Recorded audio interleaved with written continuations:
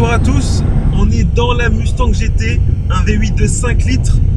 On va en direction de l'Angleterre pour visiter le musée Ford Heritage. On aura la chance de conduire quelques petits modèles assez sympas. Je ne vous dis pas tout pour l'instant. J'espère que ce road trip va vous plaire. Allez, action!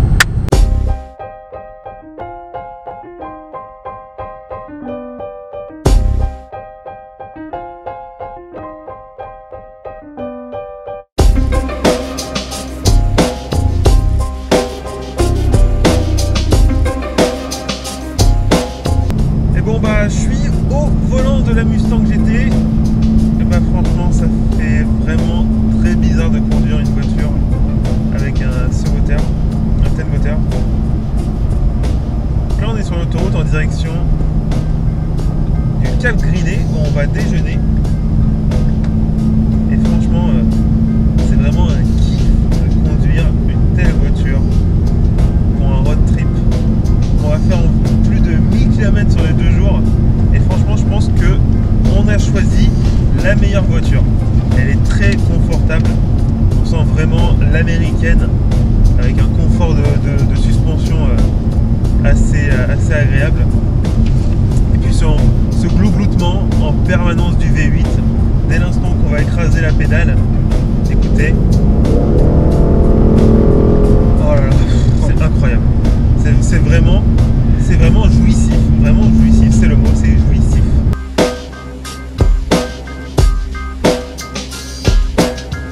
Alors on vient d'arriver au Cap Griné. Alors je sais pas si vous allez m'entendre avec le vent, mais donc on vient de faire la route, on vient de faire environ 250 km avec la voiture. Et la Ford Mustang est vraiment une super autoroutière, il n'y a pas de problème pour ça.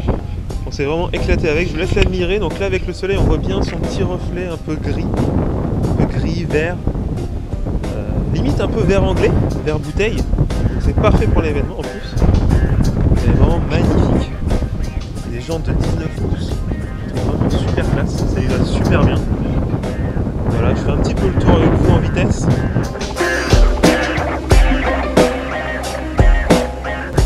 Effectivement un petit peu indispensable avec une Ford Mustang GT. Hop, regardez la RS qui passe. Et parce qu'il y a beaucoup d'autres Ford qui nous suivent. C'est le refueling, le plein, on vient de le faire sur la Mustang. Et heureusement parce qu'il nous restait plus que 117 km d'autonomie. Et qu'après on a beaucoup de routes à faire en Angleterre. Voilà, donc je vous laisse l'admirer, il y a un peu moins de lumière que tout à l'heure. Mais franchement, elle est très jolie. Et juste à côté, on a installé la Mustang EcoBoost avec le 4 cylindres. Et franchement, les deux, elles sont magnifiques. Donc en fait, on est en road trip, on a plusieurs voitures de chez Ford Performance. On a donc la Mustang GT, la Mustang 4 cylindres EcoBoost, une Ford Focus RS, une Ford Focus STW TDCi PowerShift que j'avais essayé il n'y a pas longtemps, la vidéo ici. Et on a aussi deux versions ST-Line. Donc en fait c'est pas du tout des ST en termes de performance, mais c'est surtout au niveau du design. Donc on a une Focus ST et une Ford Mondeo ST Line Break bleu. Elle est juste magnifique. Je vais l'essayer ce week-end, donc je vous laisse admirer ces quelques photos.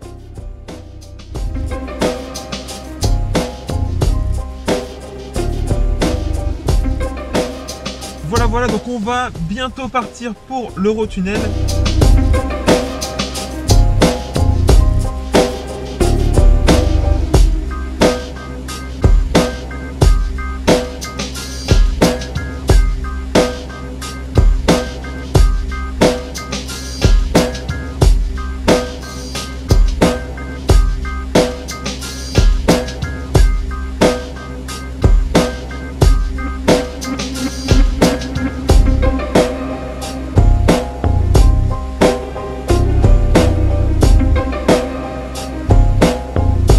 Bonjour à tous, on vient d'arriver au Ford Heritage.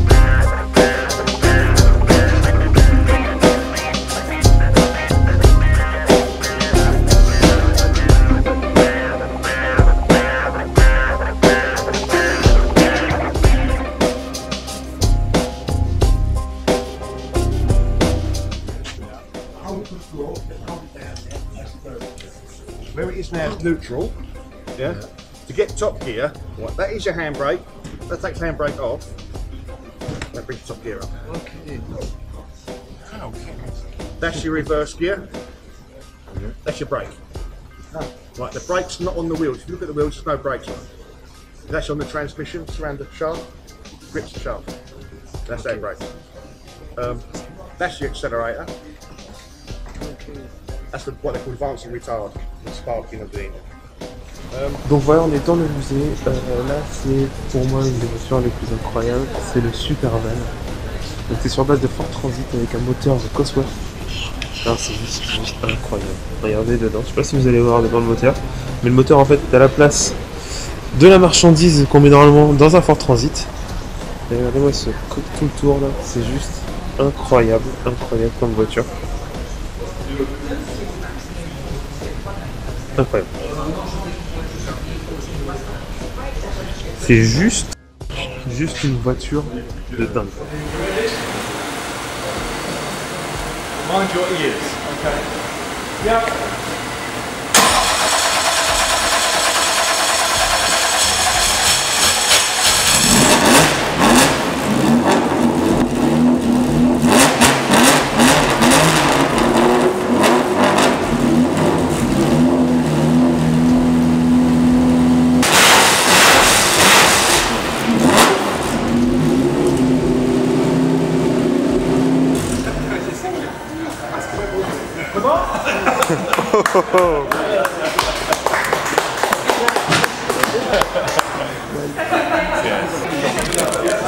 Je n'ai plus d'oreilles. Alors il y a un petit truc assez sympa, c'est qu'on va avoir le démarrage d'une Ford GT40 à froid.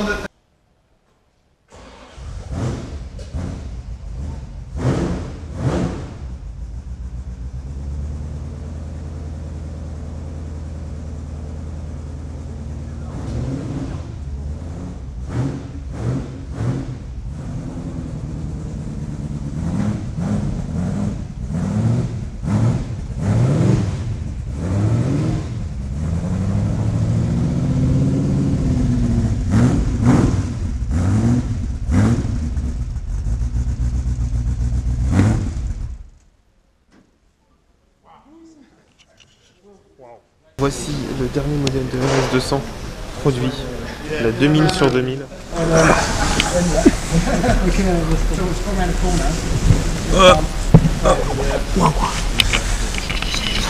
Non, on vient de m'installer dans la RS200, bah, faut pas être trop gros, hein.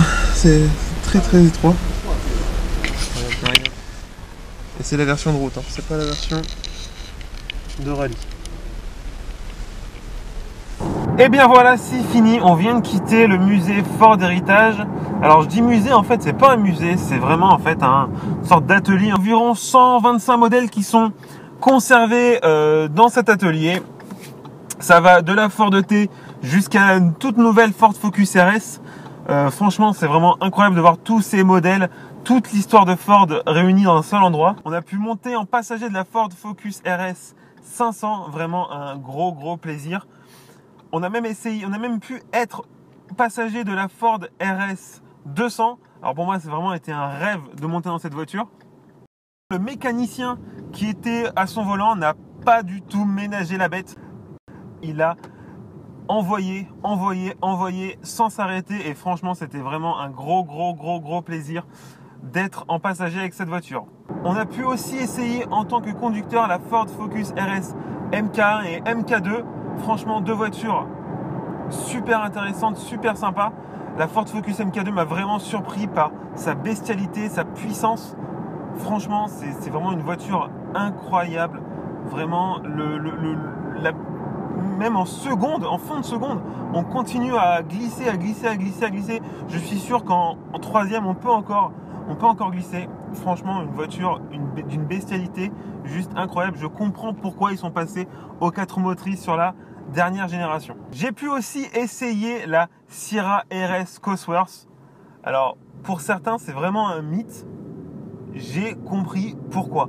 Vraiment une voiture moderne alors qu'elle date des années 80. Franchement, on se croirait dans une voiture des années fin 90. Et surtout, elle a le côté bestial des années 80 avec ce turbo qui se déclenche à 3500 tours minute, mais d'un coup, comme ça. C'est vraiment incroyable d'être au volant d'une telle voiture sur autoroute. Franchement, je me suis vraiment fait plaisir. J'ai pu prendre le volant également de la Ford Capri 280. C'est la Mustang européenne. Et j'ai pu me rendre compte du pourquoi dans les années 80 cette voiture était vraiment adorée des puristes de la marque, aussi des autres conducteurs. Cette voiture est vraiment très simple à conduire, très accessible, très douce dans sa façon d'être, mais on sent qu'il y en a sous le pied et qu'on peut vraiment se faire plaisir. C'est vraiment comme la Mustang, vraiment une voiture de tous les jours pour faire d'autoroute. On sent qu'il y a du confort, vraiment la voiture ultime des années 80 en termes de polyvalence. Enfin, j'ai pu essayer la Ford Escort Mexico, celle que je voulais essayer depuis le début du road trip. Et bien franchement, je suis pas déçu par cette voiture. Alors désolé pour le V8, il ronronne, on est toujours dans la Mustang GT.